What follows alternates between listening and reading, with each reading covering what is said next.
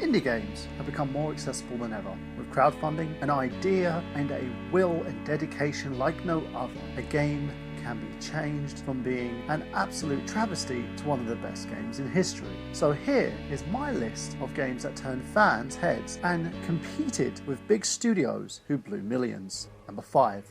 Castle Crashers. When Newgrounds standouts John Braz, Artist Dan Paladin and Tom Fump, Brandon LaCava, and of course Nick Djurberg decided to create a small studio known as The Behemoth, fans clamoured at games such as Alien Hominoid when Xbox Live gave indie developers a chance to create their own titles. It was a no-brainer for the team to create one of the biggest indie games of 2008, which made me throw a bunch of cash on the main game, the DLC, and also a few extras, which left myself and my children, even family members who've never gamed before, very entertained. The game has sold over 2.6 million units with Xbox Live and 181k units on PlayStation 3. You can currently purchase the game as a remaster on the PS4 or unite the family on Xbox One by bringing over your 360 copy. In my honest opinion, this game, with knights of old saving princesses who only just turn around and try to kill one another over said princesses, deserves a huge sequel, one that I and many others would be happy to invest in.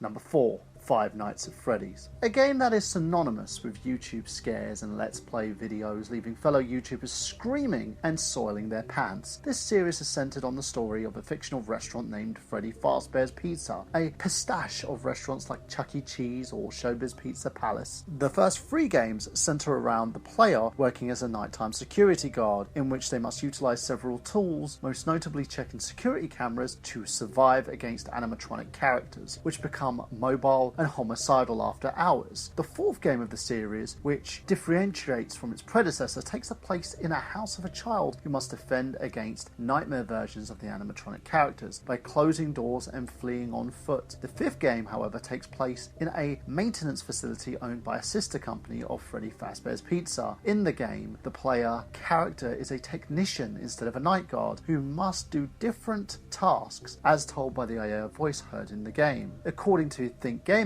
Cawthon makes an estimated 1.468k a day by game sales alone, making Cawthon a millionaire by fanfare alone. The game has done something with the horror genre that has become commonplace to this day, with little to no story, allowing fans to pick and choose the story, allowing YouTubers such as game theorists to come up with stories involved with the characters within the game itself. Some of these stories include ghost children, demonic possession, and also a vengeful security guard who killed said children in order to feel some sort of homicidal lust. Number 3. Fez.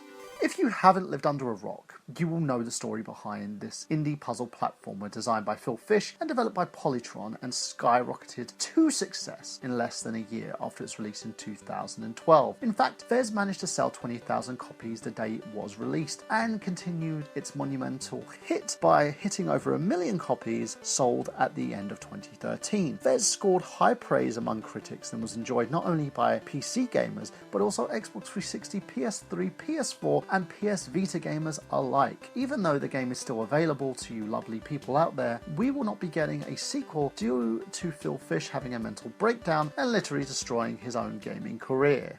Number 2. Hotline Miami. Devolver Digital is a well-known name in the indie game circuit, developing successful titles such as Talos, Principal, Shadow Warrior, Halufu Boyfriend, and Broforce. However, Devolver's success can be traced back to its 2012 indie hit known as Hotline Miami, which went on to sell over 1.7 million copies across platforms such as PC, PlayStation 3, and PlayStation Vita. Designed by Jonathan Soderstrom and Dennis Wading, Hotline Miami was nominated for numerous awards and continues to be a favourite among indie gamers and devs alike. The reason for this lies in Hotline Miami's fun and addictive gameplay. Set in 1989, players could control an unnamed protagonist dubbed Jacket due to his distinctive Letterman jacket, who awakens from his apartment with cryptic messages instructing him to kill various people at designed locations. Though each stage the player must navigate from top-down perspective while trying to accomplish goals of killing every opponent. It led many a fan clamouring and gave him a throwback to kind of the GTA style era that was made famous from PC gamers and PlayStation viewers alike. Number 1.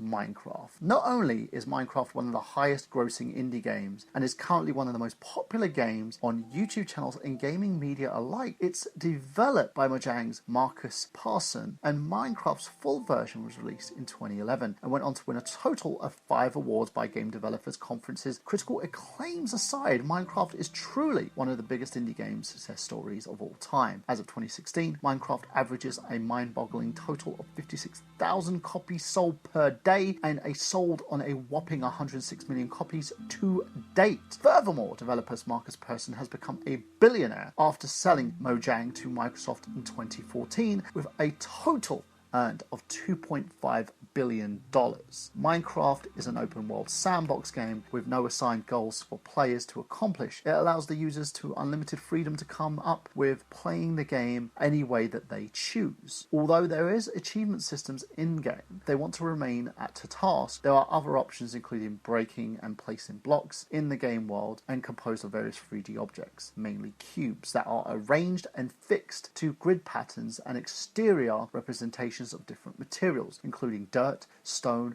ores, water, lava, trees, etc. These blocks are able to be crafted into anything the player desires, with many players recreating popular locations and even crafting their own custom games that many players have owned on many different platforms, including myself, where I own copies on the Xbox One, PlayStation, PC, and also the Wii U. And the reason behind this, Minecraft gives a whole new gaming experience to players like myself, my children, and also can create people to code and do other things within the game. It teaches people survival skills and also creates something of a world that children love and adults find addicting. Now that's it from me, guys, and tell me what your favourite top 5 indie games are. Do you agree with this list? Do you disagree? Or is there some influential indie games that I've missed out here? You can leave your comments below, of course, and let me know, as this channel is a channel about discussion. I'll be posting videos frequently now, as we'll be getting more top 5s, you'll be getting movie files, and you'll also be getting more or rather British reviews, so watch out for season 2. So this is it from me, and I shall see you again tomorrow for another video.